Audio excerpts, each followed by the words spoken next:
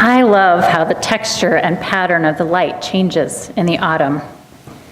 You know how it kind of slants in at an angle and there's a sharper quality to the light. I'm one of those people who was tuned into the subtle qualities and shifts in sunlight. You may remember me dreaming aloud last year about putting skylights in this sanctuary someday. I'm not kidding. There's something about the full spectrum of natural light that just makes me feel better. I can see colors more clearly, too, and distinguish different shades. Of course, sunlight isn't always available. I like to do artsy stuff, collages and jigsaw puzzles, often into the evening hours. Some years ago, when I was on a crafting kick, I purchased a special lamp that was touted for generating full spectrum light, mimicking natural daylight. Truth be told, the light was too bright to look right at it, uncovered. It hurt my eyes. But I could rotate the bowl around and direct this light on my table of collage materials, or whatever I was working on. Then I could stay in my creative groove long after the sun had gone down, still seeing clearly the full range of hues. It made my creative activity more enjoyable, and my life felt richer. I have another dream for this church that goes deeper than the fantasy about sun tombs bringing natural light into our sanctuary. But it too is about experiencing a full spectrum of people. That's one of the pleasures of being part of a community like Westside, not being segregated off with just people of my own age, gender, or family stage. Here we are enriched by the gifts and perspectives of men and women, the young and the old, gay and straight, black and white, theist and atheist. And yet, that is only a partial spectrum too. As Leela brought up with the kids, our language and our culture condition us toward binary categories like these. But a full spectrum, like a color wheel or a prism, is every variation of humanity, every shade and gradient I could imagine, and maybe even some I wouldn't have imagined. Most human characteristics, like light or color, exist along a continuum, at least.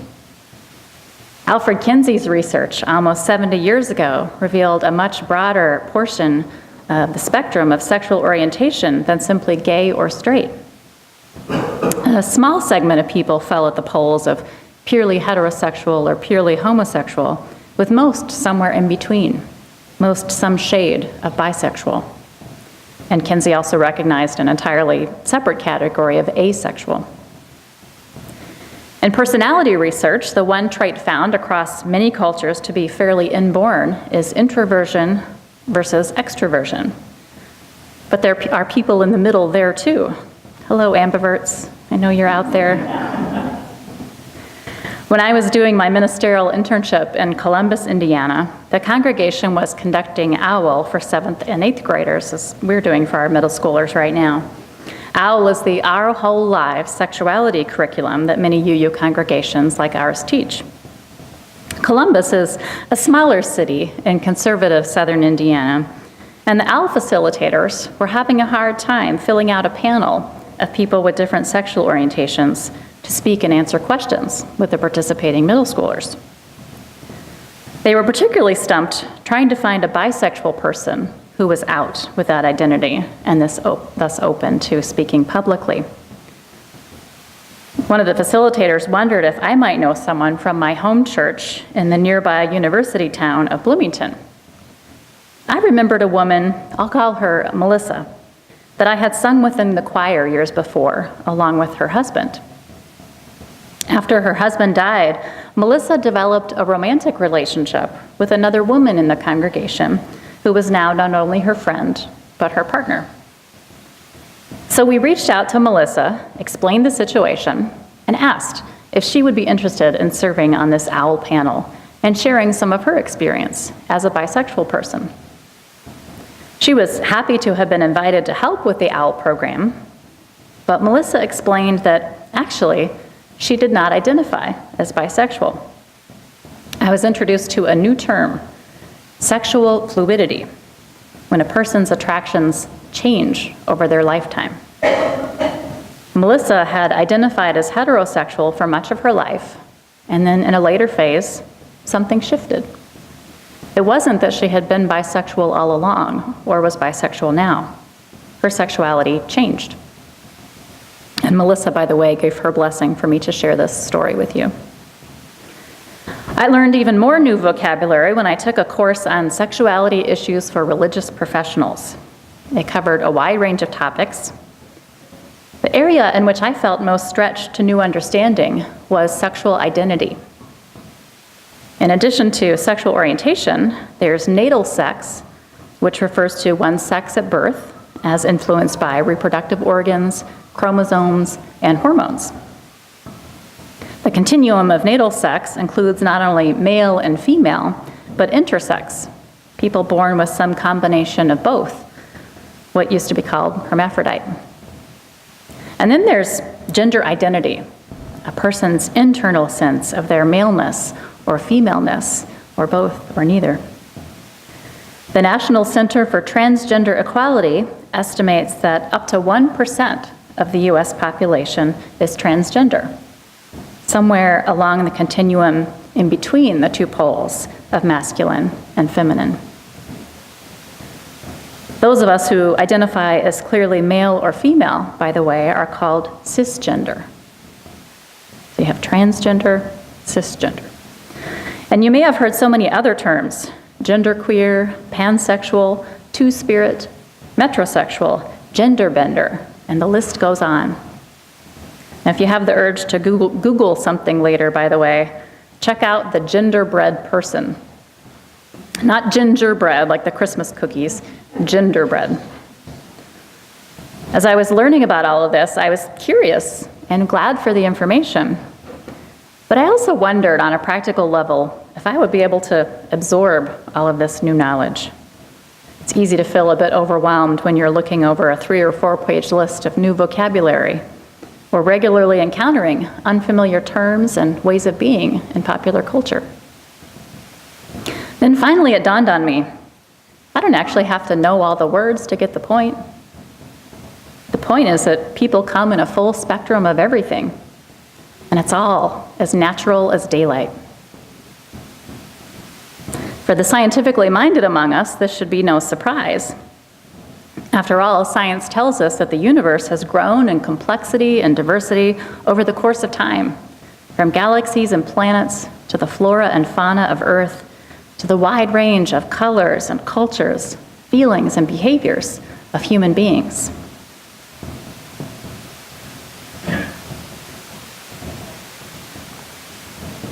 Gender diversity, as it turns out, is nothing new for Homo sapiens.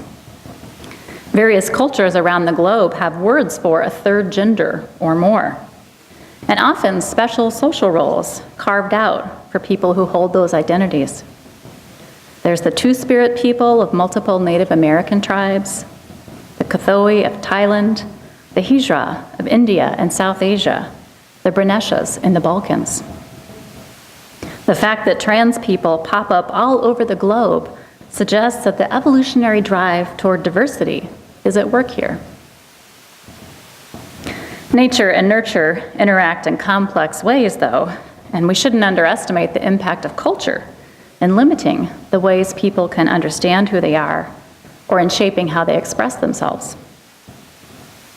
The Wadabi tribe of Nigeria turned some of our gender conventions on their head, for example. To celebrate rain and the fertility it brings to the dusty edge of the Sahara, the Wadabi hold a beauty contest.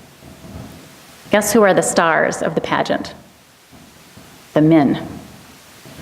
The men's makeup, costumes, dancing, and charms are all aimed at the women who judge the contestants and who may take them as lovers afterward. What a contrast to American gender roles.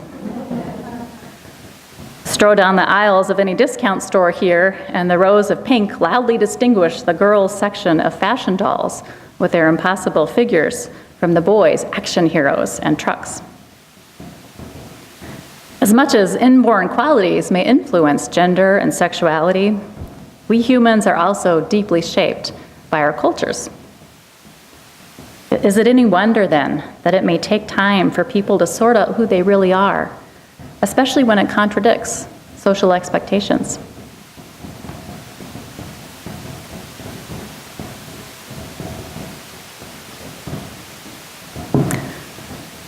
A new group at Westside has recently begun talking about another spectrum among human beings, the spectrum of ability. When the steering committee for the Accessibility and Inclusion in Ministry, or AIM program, met for the first time last week, we recognized so many ways that humans vary in how our bodies and brains work. Here is an aspect of our humanity in which we can pretty well expect to all have a fluid experience over our lifetime, if we are lucky enough to live a long life. Whether or not we are born with all of the abilities a human can possess in mobility, vision, or hearing, in our minds, limbs, or nervous system, one thing is almost certain: our status will morph over time. At some point, for at least a period of time, some of our abilities will change or be lost. We are all just temporarily able-bodied at most. Disability is as normal to the human condition as ability. One of the occupational therapists in our AIM group shared an insight that can be applied, I think, even more broadly. That the disability a person experiences is not so much a result of their body or brain. Rather, it is the result of how the person and the environment connect. It becomes problematic if the environment does not fit the person. It has no ramps or the doors are too narrow, for example. There's excessive stimulation that would overload an autistic person. Or it lacks the hearing assist devices or people willing to use the microphone. You can probably think of many other examples of how an environment, including, alas, the environment of Westside, might fail to support all of the persons that we wish to fully welcome into our community. Likewise, if the cultural environment does not fit a person who is homosexual or bisexual, a person who is trans or genderqueer, a person who comes from a different ethnic experience, if the environment can acknowledge the truth of who such a person is and support them as their authentic self, well, then the problem is located in the environment, not in the person. That means the culture needs to change to better recognize and celebrate the full spectrum of humanity. Some of our congregations have proactively pursued such a course of cultural change in order to better understand the life experience of one group or another and fully incorporate them into the community. Westside did so through the Welcoming Congregation program. It made our church a more hospitable home to sexual minorities, especially gay and lesbian people. Other churches have undergone such an intentional process in order to become more inclusive homes to people of diverse races and cultures. Back in 1948, First Unitarian Society in Chicago was determined to become racially integrated.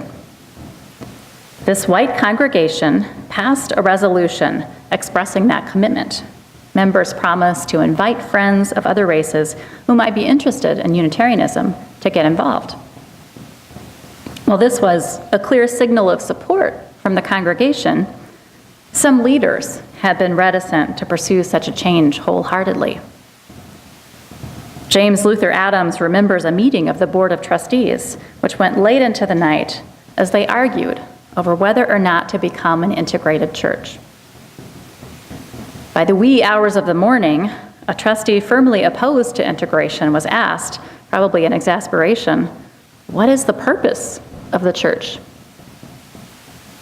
His reply was revealing. He blurted out, "To change people like me." To change people like me. Well, what happened to this reluctant board member? He was not comfortable with the full spectrum of people. He and another trustee later left the church. But the bulk of the congregation was determined to proceed, and their work took root. Within a decade, that congregation was 10% African American. Within 2 decades, the portion had gone up to 20%, and the congregation called an assistant minister, a birthright UU and black minister named Marshall Grigsby. Now, it's too bad that the board holdout chose to leave the church rather than be transformed with it, willingly embracing change. It didn't have to be that way. I suspect that there were many other people in that congregation who harbored some of the same doubts and prejudices that the vocal trustee did. But by staying, by choosing to be true to this faith and make room for people who were different than themselves, they allowed themselves to be changed. As Olympia Brown beseeched in our reading, they went on finding new applications of the truths of our faith. They were strengthened for this noble duty and made the world more beautiful.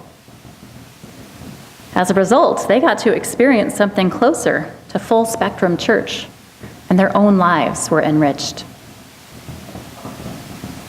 The purpose of church is to transform us so that we honor the worth and dignity in the full spectrum of humanity, not just abstractly in our heads, but in our day-to-day interactions as individuals and in the institutions that we create and maintain. Through the lens of process theology, I understand this as more than just a moral imperative. It's part of the very purpose of existence. The divine longing for beauty and novelty, for adventure, is fulfilled in part through an expansion of diverse forms of life across time on this planet and beyond. All these different kinds of diversity I've been talking about, race, culture, gender identity, ability, sexual orientation, and more, they are beautiful and interesting. These differences are good. People like our Lieutenant Governor, Dan Patrick, may offer a very different response to, say, transgender people living on the outside in a way that matches who they are on the inside, including when they go to the bathroom. Some people have a harder time with what they understand as the other. Some people more quickly perceive what is different or unfamiliar as a threat. They think it is going to hurt them somehow, like a bright light in our eyes. There may be some of that in each of us, some discomfort with what we perceive as different than what we've experienced, as what doesn't fit the neat categories we were taught to put people in as growing up. So it is that people with ambiguous racial or ethnic features, often to their annoyance, get asked by strangers, "What are you?" This is also why it may take cisgender people some exposure to real gender nonconforming people to get comfortable, to realize that people are just people, and there's nothing in the difference or the ambiguity that can hurt another person. But you know what? However each of us individually responds internally to such differences, and however we have been socialized to respond, we can do this. If we have been taught to regard people too narrowly, we can learn to understand them in their fullness. We can choose to participate in our own transformation. We can make this a full spectrum church. Without demanding immediate results, as the Universalist Olympia Brown coached us, we can rejoice that we are worthy to be entrusted with this great message of our faith, a message of deep respect and love for all. Happily, there are some specific opportunities before us to participate in this work at Westside right now. You can take advantage of things like the series currently running in our adult religious education program on overcoming white supremacy from within. There's 2 more sessions left the next 2 weeks at 11:30. You can come to the next National UU Teach-In too, which we will participate in during worship on October 22nd. You can engage in the coming weeks and months as our youth help us to learn more about gender diversity and how to create a more trans-friendly culture here at Westside. And you can support the work of our Accessibility and Inclusion in Ministries, or AIM group. It'll be helping us learn more about how to include people of all abilities in our activities and identifying concrete steps we can take to make our facility more accessible. I am thrilled that we have energetic leaders in all of these areas and wonderful opportunities to do this work. Because I don't know about you, but I still prefer the full spectrum of light. Not just for colorful crafting, but for rich living and community. I want to give myself and others permission to be who we are. And I want to witness the truth of this beautiful, diverse reality that we live in. It just feels better to experience the full spectrum. I hope you will all join me in loyalty to the high ideals of this faith as we continue our journey to becoming a full spectrum church. May it be so. Amen. Before you rise, a word about our closing hymn. It's number 1014 in the Teal hymnal. And it gives us a good example of learning to recognize when something in the environment does not fit all the people, and then changing the environment. The song appears as Standing on the Side of Love, a slogan which has been the umbrella name for social justice campaigns in UUism over the last decade or so. The title's not the best choice for our social justice anthem, though, for it uses as a metaphor an action, standing, that not everyone can do, including not all of our activists. Ironic, right? People with disabilities and their allies have been working to raise consciousness about such language choices for years. And at our National General Assembly this summer, the composer of this song, Jason Shelton, announced that he was changing the lyrics in the title. It shall henceforth be known as Answering the Call of Love, a formulation that includes everyone and also communicates more powerfully and accurately what it is we are doing. So we will sing this song accordingly. Every time you see Standing on the Side of Love in the hymnal and it's in the chorus, we will sing Answering the Call of Love. If you want to make this a little easier on yourself and you know the tune, you can follow the words on the projection, which will be correct. For the music, look at number 1014. All right, let's rise in body or spirit for our closing hymn, Answering the Call of Love.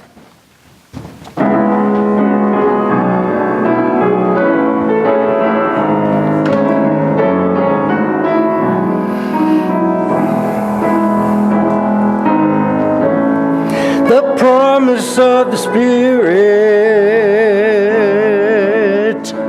hope and love abide, and so every soul is blessed and made whole. The truth in our hearts is our guide. We are entering the call of love.